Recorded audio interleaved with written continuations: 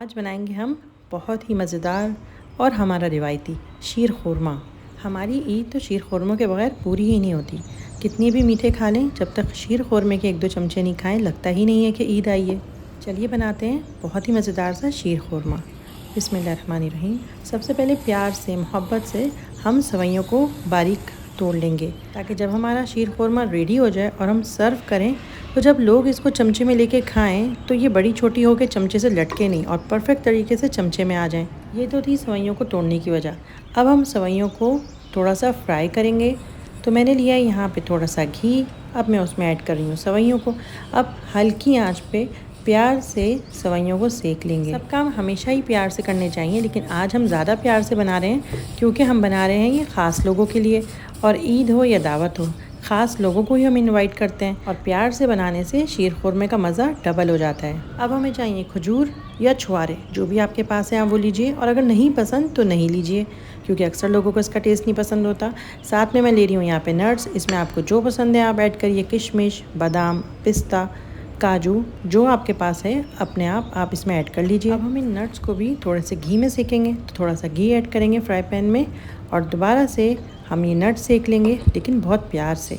प्यार का मतलब है थोड़ा हल्की आंच पे, तेज़ आंच पे नहीं करिएगा। पहले हम ऐड करेंगे थोड़ी सी इलायची, उसके बाद हम इसमें ऐड करेंगे नट्स। हल्के हल्के हम नट्स को सेकते जाएंगे और थोड़ी देर में हमारे नट्स सिक भी जाएंगे और किशमिश फूलने भी लग जाएगी।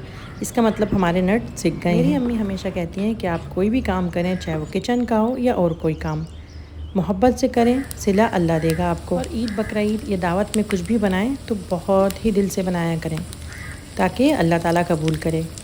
नट्स सिक गए थे मेरे, तो मैंने अब इसमें खजूर ऐड कर दिए। चाहे आप छुआरे ऐड करें, हल्का सा सेकना है ताकि बस खजूर के अंदर भी एक खुशबू सी आ जाए। नट्स सेकने के बाद हम इसको साइड पे रख देंगे ताकि अब हम शीर खुरमे का आगे का काम करें। अब हम एक पतीली में दूध ऐड करेंगे। आप कोई सा भी दूध यूज़ कर सकते हैं, चाहे खुला यूज़ करिए चाहे डब्बे का यूज़ करिए। अब दूध में ऐड करेंगे हम चीनी। चीनी मैं दानेदार यूज़ कर रही हूँ, आप कोई सी भी यूज़ करिए।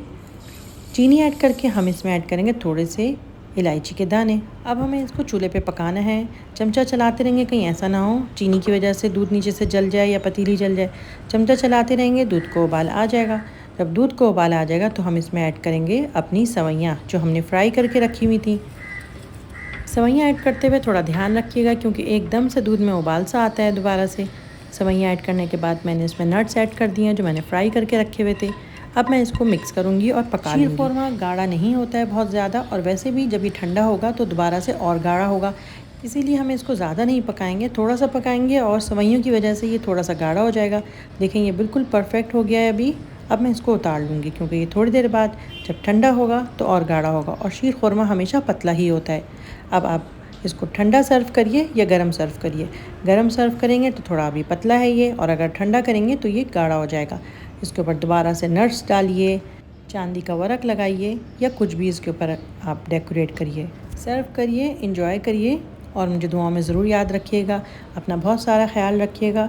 मैं मिलूँगी नेक्स्ट रेसिपी में, जब तक के लिए अल्लाह हाफिज़।